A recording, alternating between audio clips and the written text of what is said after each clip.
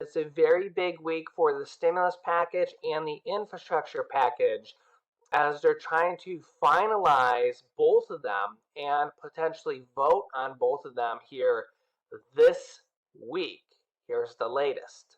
Good morning, Andrew. Well, Democrats are hoping that this is going to be the week that their economic agenda finally comes to fruition.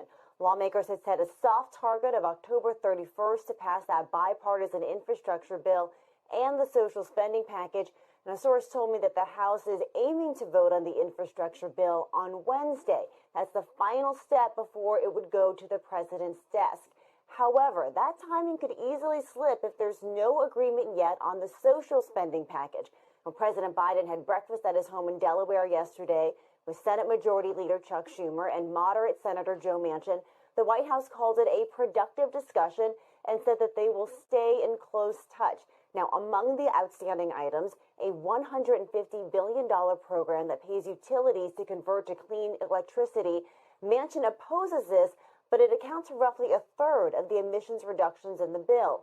There's also expanding Medicare to include dental benefits, a paid family leave program, the enhanced child tax credit, and of course, how to pay for it all. Now, Speaker Pelosi had indicated the new tax plan could come out today, though I am hearing that it may not actually happen until later this week. And guys, we'll get a better sense of where things stand once the Senate reconvenes this afternoon. Andrew. Elon, we have been talking about that tax plan, as you know, all morning. Robert Frank was on, and then we had a little bit of a debate in the 6 o'clock hour about it. What's going to be the holdup in terms of between now and then? Are things going to change, or are things still shift? Yeah, well, certainly the trying to build that consensus around the billionaire tax plan is one of the sticking points in this. We know one of the problems is that Senator Kristen Sinema doesn't see any support for increasing a capital gains tax, and that's sort of what this might be.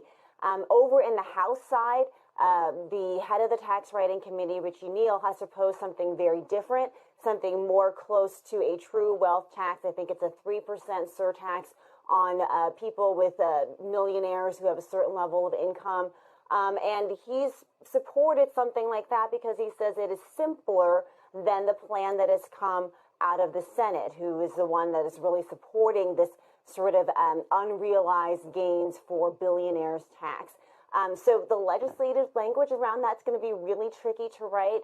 And so we will have to wait and see how that comes out of the Senate. But there's going to be a difficulty in getting both chambers and all Democrats in support of it because, as Robert's been pointing out, this is incredibly new. It would be a sea change in the way the IRS calculates income and what it considers as income. And a lot of Democrats just haven't thought deeply about this yet. So it's going to be coming at them at the last minute. Yeah, so it's a very big week for both the stimulus package and the infrastructure package as they're trying to come to agreements on both of them here this week. And Senator Joe Manchin and Kyrsten Sinema, you know their theme song, dun dun dun. They're trying to come to agreements with them because, well, they're the two main individuals holding up both of these the stimulus package at least. And really, they're trying to determine what is going to be in the stimulus package, with one of the major sticking points being the Medicare benefits for seniors. With Senator Bernie Sanders drawing a red line on Medicare expansion and the prescription drug pricing plan in the spending bill, going in direct contention against Senator Joe Manchin. And we're going to have a showdown because, well, Joe Manchin doesn't want to vote for the Medicare expansion, and Senator Bernie Sanders saying it has to be in there. Senate Budget Committee Chairman Senator Bernie Sanders from Vermont said today that a deal on President Biden's spending bill must expand Medicare and include a plan to lower the cost of prescription drugs. These are two major parts of the stimulus package. The Medicare expansion would include hearing, dental, and vision. They could perhaps exclude the dental. That's a big, expensive part of it, but Bernie Sanders is pushing to have all of those in there, as well as lower the cost of a prescription drug for Americans. A recent study has come out that 2/3, about 66% of Americans are on prescription drugs, and lowering the cost of these would basically be kind of a stimulus provision for Americans because, well, they would pay less for them every single month. So whether you save $10 a month, $25 a month, $50 a month, $100 a month, Americans would be saving money every single month. Again, it depends on every person's situation, how much they're paying and how much they would end up saving. They would be saving money every single month in perpetuity forever. Again, depending on how much you pay and how the legislation ends up being. This has been, well, both of these, the Medicare expansion to include hearing, dental, vision, and also lower the Medicare eligibility age to age 60, which would make it eligible for about 25 million more Americans. Joe Manchin is against this because he says that Medicare could be potentially running into insolvency in 5 years by 2026, because Medicare has said this, that they could potentially run out of or could run into funding problems in 5 years potentially. However, Democrats say that they're going to be giving Medicare billions and billions of dollars to pay for these new programs with this stimulus package. So that's where the kind of rub runs, and why Senator Bernie Sanders is demanding this, because Bernie Sanders says that 75% of seniors do not have hearing coverage, dental coverage, and vision coverage, and just hearing aids alone cost thousands and thousands of dollars, and the majority of seniors cannot afford them. And this is where we're going to kind of run into an issue, because you need Bernie Sanders' vote to pass the package, and you also need Joe Manchin's vote to pass the package.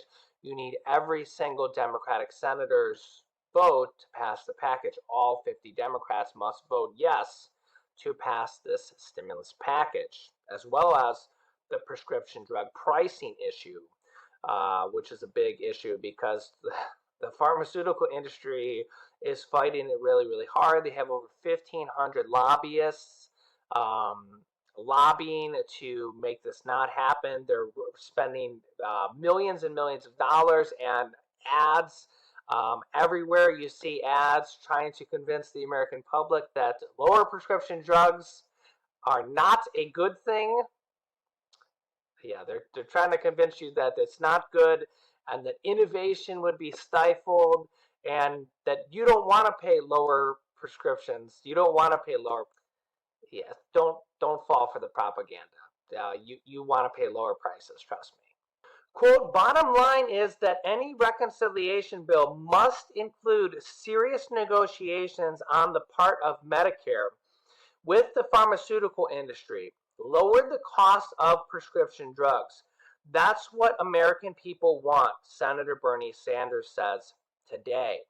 Quote, he added that a, quote, serious reconciliation bill must include expanding Medicare to cover dental, hearing aids, and glasses. Bernie Sanders' decision to draw red lines while speaking with reporters on Capitol Hill underscores the headache facing Democratic leaders as they try to reach a deal that can unify various factions. In fact, look at this ad right here. This shows you how big of a deal this is fighting America. You can see this ad right here that just happens to be on this page. Lack of dental insurance disproportionately impacts Black and brown people. Help fix this. Text Congress to strengthen Medicare. Again, this just happens to be a random ad that just happens to be on this page to help strengthen Medicare. Tell Congress to do this. Yeah, this is a huge issue right now that they're trying to do with this stimulus package. Senator Bernie Sanders warned in a tweet over the weekend that Medicare expansion provision couldn't be dropped. But Senator Joe Manchin, a Democrat from West Virginia, speaking to reporters on Monday, reiterated that he doesn't support expanding Medicare amid concern the program's solvency. He says, quote, "My big concern right now is the 2026 deadline for Medicare insolvency. And if no one's concerned about that, I've got people." I'm not sure what he means by "I've got people," but that's a lifeline. Medicare and Social Security is a lifeline for people back in West Virginia and for most people around the country. You've got to stabilize that first before you look at basically expansion. So if we're not being fiscally responsible, that's a concern. In addition to potentially dropping Senator Bernie Sanders' plan to expand benefits covered by Medicare, if they can't get the votes, negotiators are discussing limiting Medicare's powers to negotiate lower prescription drug prices for only a handful of drugs, instead of the broad spectrum of medications that Sanders wanted to cover as kind of a middle ground negotiation if they can't get all the votes. The broader plan is opposed by a group of moderates, including Senator Kyrsten Sinema. Yeah, imagine that.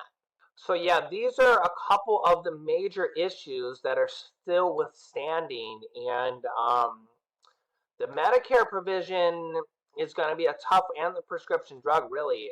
These are going to be two of the toughest issues to bridge. Really, really tough issues to bridge there. Let me know your thoughts, especially on the Medicare, well, really on both of them. What would you do? Because, I can see Joe Manchin's point of view that potentially in 5 years, we could run into this Medicare funding issue where they may have to maybe raise the price of Medicare a little bit, or maybe fund it with another stimulus package or something along those lines. I think that's what they're going to do with Social Security down the lines. They're always talking about this threat of Social Security is going to run out of money. They're always talking about that at some point in the future. Social Security is going to run out of money. I think if that ever happens, I think they'll basically fund it with a bailout package like they've done for Wall Street in the past. Or they could just give the money back that Congress or the Treasury basically stole from Social Security or borrowed from Social Security. They could just give the money back that they basically plundered from the Social Security fund, right? But I think at some point, if Social Security ever gets close to running out of money, they'll basically bail it out, give it a stimulus package, give it several $1 trillion, is basically what they'll have to do. Of course, they can change the trajectory of it by adding additional money to it, adding additional taxes to it, changing things like that. The proposal is to add an additional $200 to Social Security, add an additional $200 to every person's Social Security as an additional type of stimulus check. The way they want to do that is they want to add an additional Social Security tax to people making over $400,000. It's type of basically how they're paying for this stimulus package as well. They want to tax high income earners, tax the wealthy, tax wealthy corporations. So right now it's somewhere in the $140,000 range. People stop paying Social Security taxes because that is where you meet the maximum amount of Social Security. Right now there's a maximum amount of Social Security you can get. Once you make over $140,000 you stop paying into Social Security. Okay. The proposal there is that they want to, and I'll bring this up on the screen, Senate Majority Leader Chuck Schumer, Elizabeth Warren, and Ron Wyden have unveiled a plan to increase Social Security benefits by $200 per month for all Social Security beneficiaries. And we've had several different plans. We've had another one by President Biden that would increase Social Security beneficiaries to 125% of the federal poverty level. I'll show you that one as well. You can see here President Biden has promised to reform Social Security. Some changes could come as soon as this year. And again, the way they want to do this is to imply a Social Security tax on high income earners, where they would start paying a Social Security tax once again on over $400,000.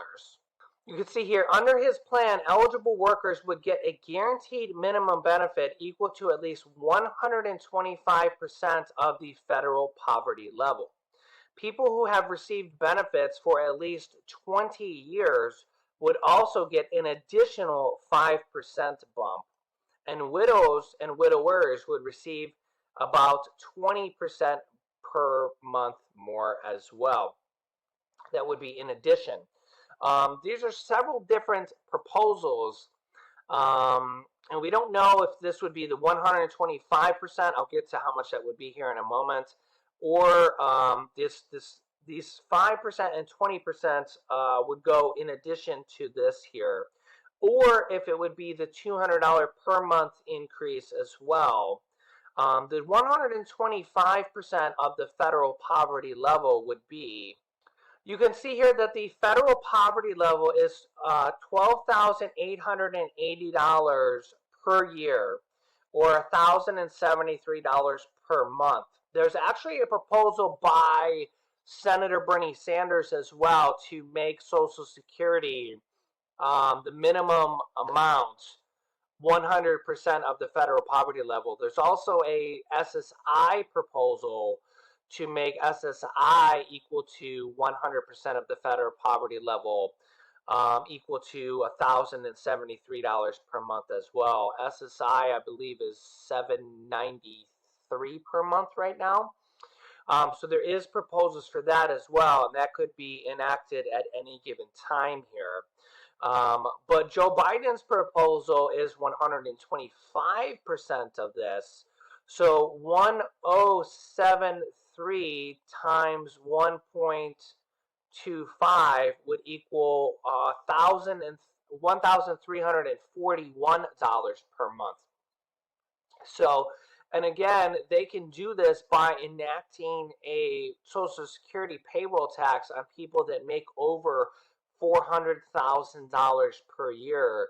They would basically start paying Social Security taxes again, and they would pay into Social Security, but they wouldn't get any Social Security benefits. They would basically pay into the system for the benefit of everybody else. This is kind of like a millionaire's tax that they're proposing, and similar to the billionaire's tax that they're proposing right now for this next stimulus package, that they kind of want to tax billionaires. This would be more like a millionaire's tax that they want. If you're making $400,000 per year or more, you're probably a millionaire if you're making that much per year. So there's a lot really going on here. The Social Security income could be really enacted in any of the upcoming stimulus packages. Remember that the Democrats have already basically confirmed that there will be another social spending bill or another stimulus package. President Biden has confirmed it already, to put Republicans on the spot here before the next midterm election. There'll probably be another two, to be honest, before the next midterm elections next year. So they have confirmed that there will be another stimulus package here after this stimulus package passes, which they're trying to do basically within the next few days. They could actually vote on the infrastructure package as early as tomorrow. We also have nearly 3 million signatures of people who have signed a petition demanding that Congress issue a fourth stimulus check for this next stimulus package, in addition to the child tax credits, which are those monthly checks that are going out to 65 million children, $250 to $300 per month. They want to extend those child tax credits, those monthly checks, for 1 more year. Look at this sign here, Mitch better have my money. I don't think I'm in the way there. But yeah, they want to include the monthly checks for children. Mitch better have my money. That's so funny. But they want to include the monthly checks for children for one more year, and we have multiple groups here calling to add a stimulus check for adults as well as for children. So I definitely recommend that you reach out to Congress, reach out to your senators, and say, hey, include a stimulus check for adults in addition to the checks for children. We also have the $800 stimulus debit card that Senator Bernie Sanders and President Biden are pushing to have included into this next package for Medicare recipients that could be included to use for medical and dental. I also recommend, if you're reaching out to your representatives, to say, hey, it would be better to just include this as a stimulus check so that we can use this for anything like food, rent, or bills, as opposed to a stimulus debit card that would be only be able to use for medical or dental. Of course, it's better than nothing. An $800 stimulus debit card is awesome. But if we can use a stimulus check instead, that would be better. But it is nice to see that they're starting to add different things in here at the last moment. An $800 stimulus debit card is better than no $800 stimulus debit card. So let's hope they continue to try to add things in here at the last moment. This is what they did with the second stimulus check package, where they added the stimulus checks in there at the very last moment, just 6 days before they passed the bill. And with the third stimulus check package, when they added in the $10,200 unemployment tax-free provision that they added in not only at the last moment after the bill was written, but after the House passed the bill and they sent it over to the Senate, and the Senate actually changed the bill. That's when the Senate added it in at the bill. So they can actually do things even after the bill is written, but after the House or the Senate passes the bill, they can do it. One or the other can change things and add things in at the very last moment as well. So it's not over until literally the House and the Senate and the President signs the bill.